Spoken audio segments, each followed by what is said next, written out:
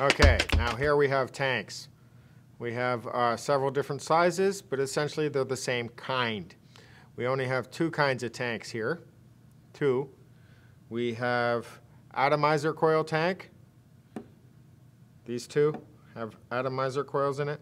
And we have RDTAs.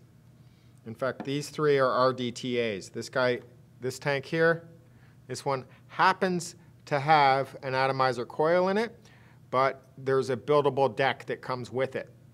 We're going to build some decks, and we're going to get rid of these atomizer coils. I'm sure some of them are very good, but I don't like atomizer coils because you have to keep buying them.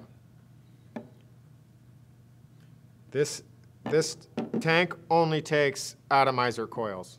That's all it takes. You have to keep buying them. It's the smallest tank. It's the kind of tank that came with the Onyx. Okay? It's my least favorite tank out of all of these. We're going to put it aside because I'm not going to talk about coil tanks. I only want to talk about RDTAs and what an RDTA is. An RDTA is a rebuildable drip tank atomizer. Okay? So all three of these tanks can be rebuilt, re-wicked, and they use the same 510 connector on the bottom. All of them have the same 510 connector on the bottom. Also on the top, they also use the same drip tip. Okay? These are called drip tips. That's what you pull on when you're on their atomizer. There's a drip tip here. Here's another one. Took off here. I can take this drip tip that was on this big one, and I can put it on this smaller guy here. Just like that. And I can interchange that with that. No problem. They call them 810 drip tips. And the thread on the bottom is called a 510 thread. So these drip tips pretty much are standard. The 510 connectors are standard. And the coiling and wicking can be pretty standard. Okay? The least standard tank out of all these is this guy, this little French J-well. It's called an Altea. It's my first tank. It's my first RDTA. It's the tank that I use to quit smoking. But it's very small. It doesn't produce the best quality vape. And it doesn't produce as much vape as these other two aromamizers. Okay? So I have the small, I have the medium, and I have the large RDTAs that I'm going to show you. I'm going to start with this little guy, this little Altea, which is a pretty good name brand, not very popular in North America, but for me quitting smoking, I can't say anything bad about them because without this Altea and the Onyx that I talked about previously, the Onyx mod, I wouldn't have quit smoking. But as you can see, this is my progression through vaping. This tank, then this tank, then this tank. And then I went from a single battery mod to a dual battery mod to a quad battery mod. And what I vape on is the quad battery mod because I really love vaping. Okay, so let's get into the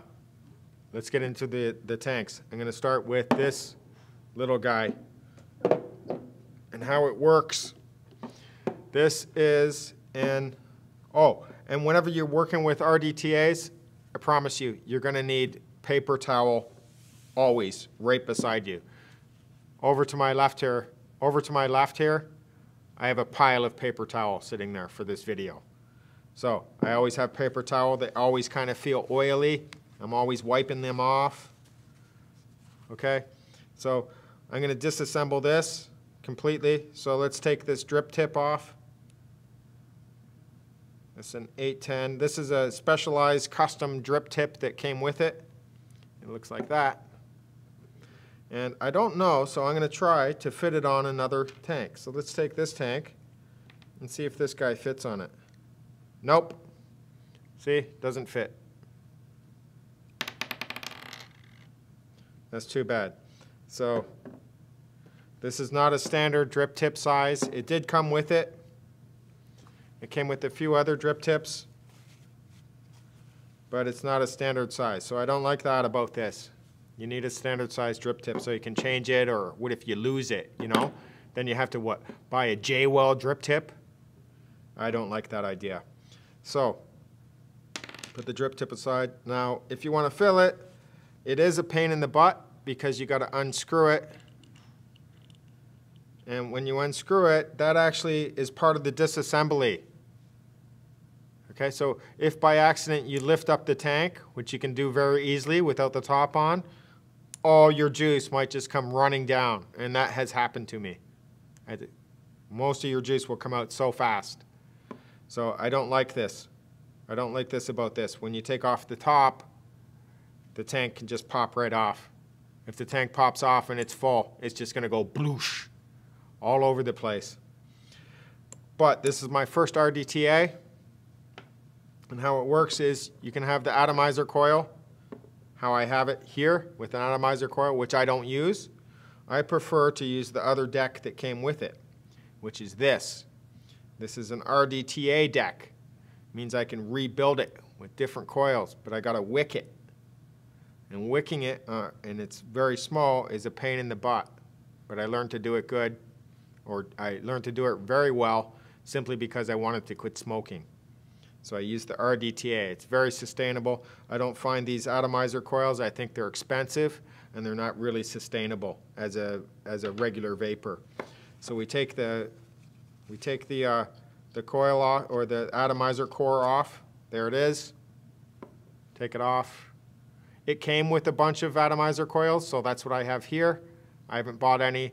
I really wasn't very enthusiastic about having to buy these little guys all the time just to vape. But I really wanted to quit smoking, so I researched it. And I learned how to use this. This guy here is an RDTA deck. I'm going to take the cotton out of it so you can really see it. I might even fire it without any juice so it doesn't make any vapor or anything like that.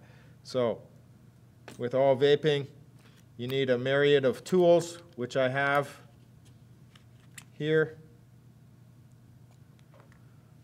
Tweezers, must have tweezers. I'm going to take the cotton out right now. Here's the cotton. You can see it's full of vapor juice.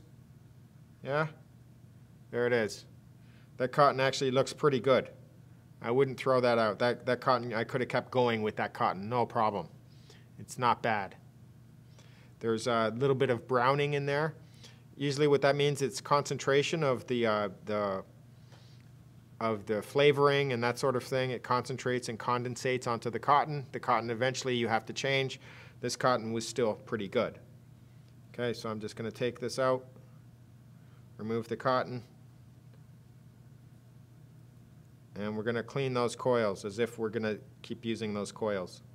I'll show you how to clean those coils. So the other side, it's like that. We're just taking out the cotton, just like that, and just pull it out. Still, that cotton on the other side still looks pretty good. Not bad. I did a lot of vaping on it, and it still looks nice. Okay, dry it off. We're going to assemble the deck. Always have paper towel, always, okay? We're going to assemble the deck a bit so I can fire this mod. We're not going to fire it to vape it. We're going to fire it to clean it. You can fire it. You can fire this RDTA on the mod, or you can use your ohm meter. I'm going to use an ohm meter to fire this. I'm not sure if you can see it with the camera, but there's a little piece of cotton. There's, you know, vape juice residue left on there and that sort of thing. And that's what we're going to try and clean up. Because if I'm doing a cotton switch, you want all that stuff out. Out, out, out. So here we go. This is called an ohm meter. And you can see it's got a 510 connector on it. We're going to throw that on.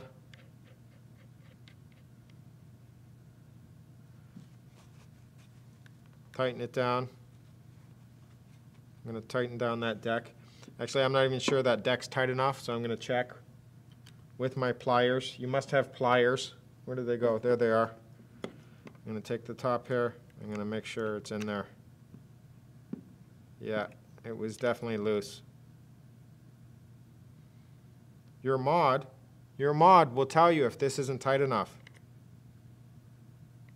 So it's got diagnostics. It's got to have a good connection. So to me, that seems tight enough. I'm going to turn this on. Just like a mod, you hit it 5 times, it comes on. F0, that means it's ready to fire. So I'm going to fire it to clean it. See that? I'm going to fire it to clean it up. And I'm going to pulse it. When you're vaping, these do not go red hot. To clean it, you want them to go red hot. Yeah? Those are actually pretty clean already. Okay? To get it to go red hot, I'm actually pulsing the button. I pulse it, it'll go red hot. Those coils look pretty clean. But I've been messing with it and this sort of thing. So what I'm going to do,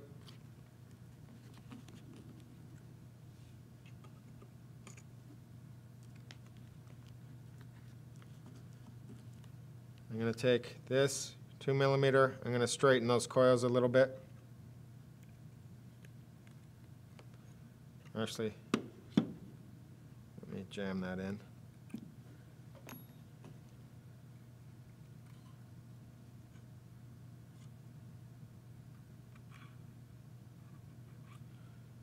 Okay. Now, one thing you got to watch with your coils is they must fire simultaneously, like this.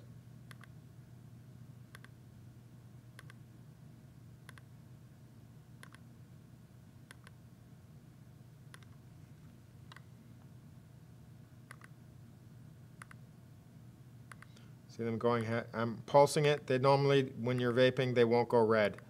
I'm pulsing it to make it go red. It's actually overheating. So that's okay.